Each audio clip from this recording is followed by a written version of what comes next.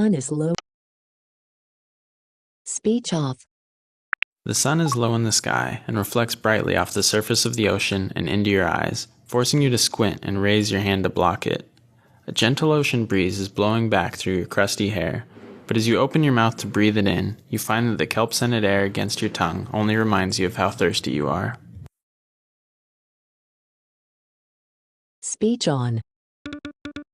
The sun. Look around. Stand up. Look around. Speech off. You briefly scan the narrow beach of white sand that stretches off in either direction. The beach here comes to something of a point, which seems like a useful landmark.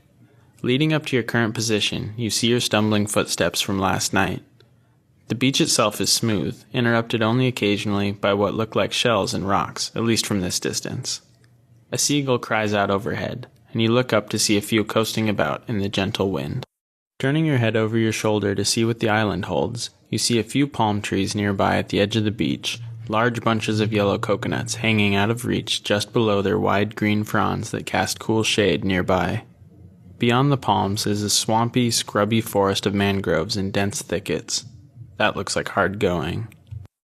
You rise slowly to your feet, brushing sand from your legs. This thirst won't satisfy itself, so it's time to get going. You stand in the warm, dry sand just off the beach. Speech on.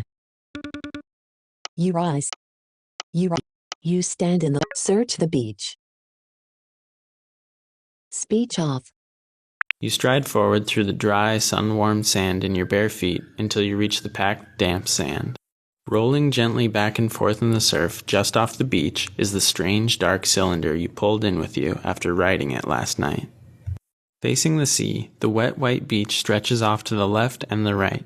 Glancing back and forth, neither direction seems more promising than the other. Wet sand beneath your feet, you stand near the ocean. Speech on. Examine the forest. Use. Rolling gently. Face. Wet sand. Walk left along the beach.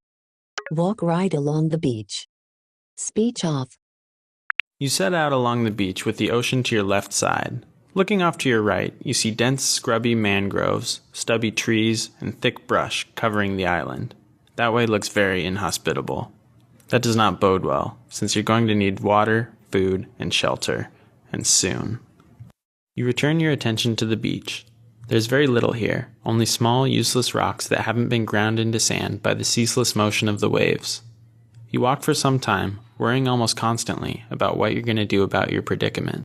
You probably shouldn't go too far away from the sandy point you landed near, since you're beginning to orient yourself relative to that recognizable landmark.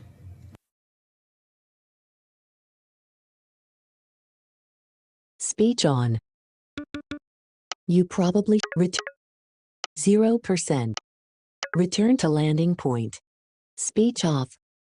You turn around and walk back toward your original landing point, with the ocean off to your right and the scrubby thicket to your left.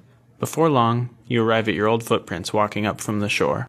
Wet sand beneath your feet, you stand near the ocean. Speech on. Wet sand. Walk left along the beach. Speech off. You begin walking along the packed sand down the beach with the water to your right. Broken shells, small rocks, and smelly strands of kelp make up most of the breaks in the smooth white sand beneath your feet. But occasionally, you come across pieces of soggy driftwood, some of which are fairly long. After walking for some time, you decide that you shouldn't wander too far from the sandy point near where you landed, since it will be useful to have that as a landmark. You decide whether you need anything here before heading back to the sandy point. Speech on. Take driftwood. Take kelp strand. Return to landing point. Take kelp strand. Collect shells. Speech off. You spend a few minutes searching the beach and shallow waters for seashells, collecting those that look most beautiful. You find sun-bleached white scallop shells, small twisting iridescent shells, and a shining blue and orange striped shell. You open your satchel and deposit the handful of shells there. You decide whether you need anything here before heading back to the sandy point. Speech on. Vertical scroll 0. Return to landing point. Speech off. You walk back along the wet beach with the ocean to your left, running one hand through your hair as you walk, trying to smooth it out as best you can. Before long, you arrive at the sandy point where you landed. Rolling gently back and forth in the surf just off the beach is the strange dark cylinder you pulled in with you after riding it last night. Wet sand beneath your feet, you stand near the ocean. Speech on. Vertical 0. Leave the beach. Retrieve the tube. Speech off. You wade out into the shallow surf, the cold water washing up over your bare feet and enveloping your legs and torso as you approach the dark cylinder that undulates gently with the waves. You grasp the handle with one hand and use all your weight to lean in toward the beach, pulling the tube forward through the water until it crunches into the sand. You watch the surf for a moment, waiting for the next large wave to roll in. When it comes, you heave again on the cylinder as it rises on the water and pull it quickly up onto shore just before the white foam retreats back into the ocean. The dark metal cylinder you rode and then pulled out of the ocean rests on the wet sand of the beach. Wet sand beneath your feet, you stand near the ocean. Speech on. Vertical 0. Leave the beach. Examine the metal tube. Speech off. You crouch down in the damp sand near the peculiar dark cylinder, running your fingers over the strange texture of the metal. You rise, then lean over to examine the area around the handle. Nothing. No amount of pressing, pulling, or rubbing on the handle produces any effect. Again you squat on your heels, then putting your back up against it and pushing with your feet, you slowly roll the cylinder over until the recessed handle is pressed into the sand. You begin brushing sand from the newly exposed side of the cylinder, beginning to lose hope of learning anything. What's this? Beneath the thin layer of sand, you've uncovered part of an engraving in the tube. You brush more damp sand away quickly with your hands until you can see what is etched there. Two large, elongated shapes, one bigger than the other. The Sunken Isles, perhaps? A small X is engraved near a tiny point on one side of the larger island. Is that here? Or the point you landed near? The tube did carry you through the water. Perhaps it indeed knew how to get to this exact spot. You brush a little more sand free from the side of the tube, clearing the inside of the larger island. A small dotted line runs from the X along a wending course to the middle of the island where it reaches a complex diagram. There is an outline of a building or a house, and inside it is a short pattern. There is a circle with 11 dots inside it, followed by 7 dots in another circle, then 5 dots and 3 dots in their own circles. After this is the beginning of another circle, but a deep gouge in the metal has destroyed the rest of the pattern. There could have been any number of circles and dots following this. What could it mean? You can't think of anything to do right away with your newfound information, so you continue inspecting the tube, rolling it over and brushing off the sand until you are confident that you've gleaned everything the tube has to tell you. You stand and stretch your back muscles, still mulling over the pattern etched in the tube. Speech on. Vertical 0. Leave the tube. Speech off. Wet sand beneath your feet, you stand near the ocean. Speech on. Vertical 0. Leave the beach. Speech off. You walk up and beyond the wet-packed sand and off the beach toward the palm trees and forest beyond. You stand in the warm, dry sand just off the beach. Speech on. Vertical 0. Examine the forest. Speech off. You walk up to the edge of the scrubby forest of mangroves and thick shrubbery. Working your way along the edge, you notice many small, swampy pools of mud and dirty water.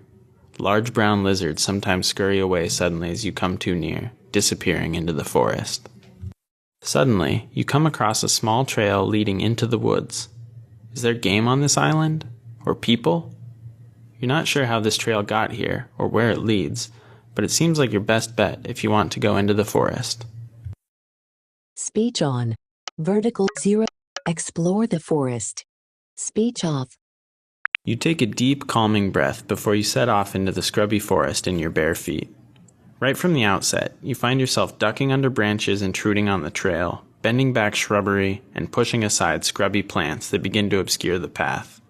The forest is moist and hot, and you begin to sweat as you follow the trail, picking your footsteps carefully. You don't know where or how long this trail runs. It could come to nothing. If this is a simple game trail, it probably leads nowhere at all. If it was made by people, you have no idea if there are people on this island. It could lead somewhere dangerous. But what other choice is there?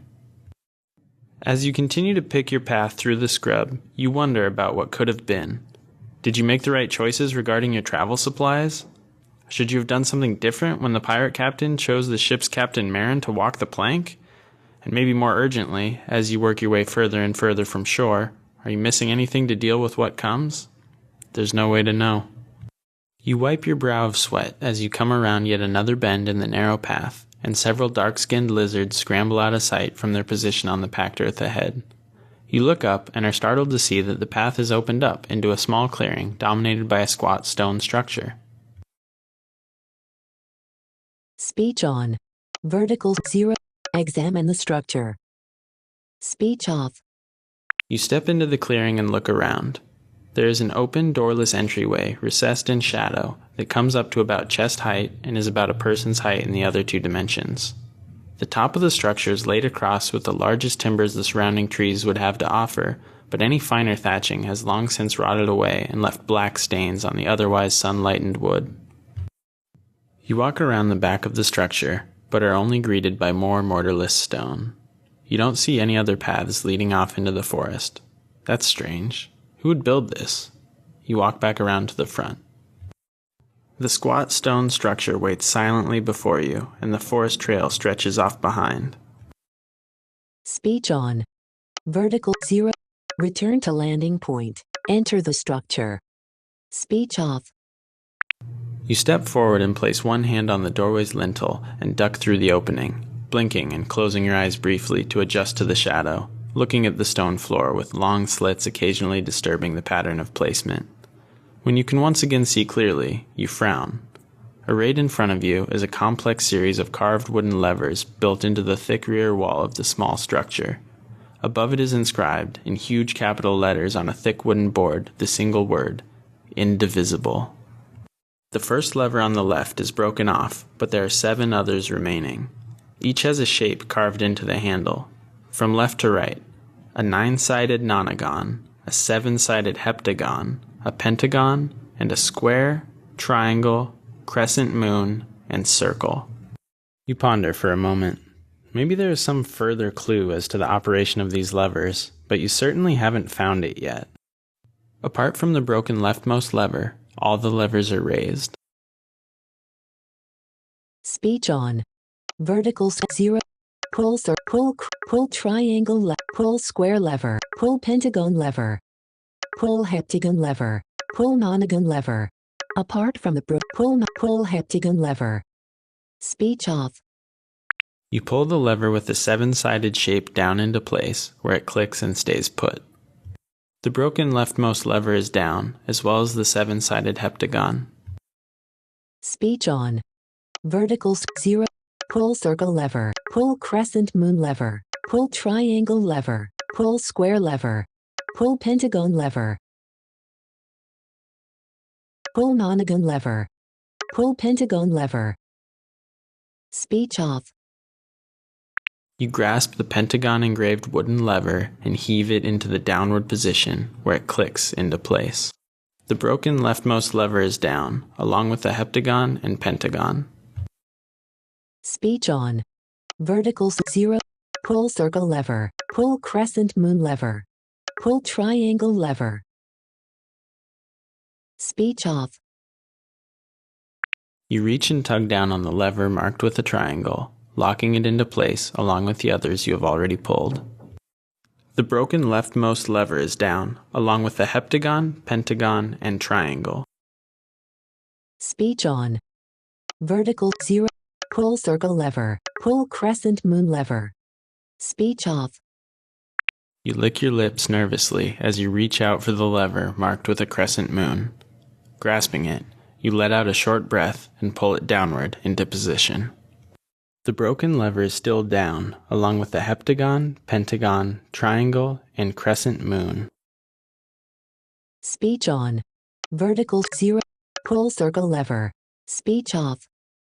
You trace the circle on the rightmost lever once with your fingertip before wrapping your hand around it in a firm grip. You wrench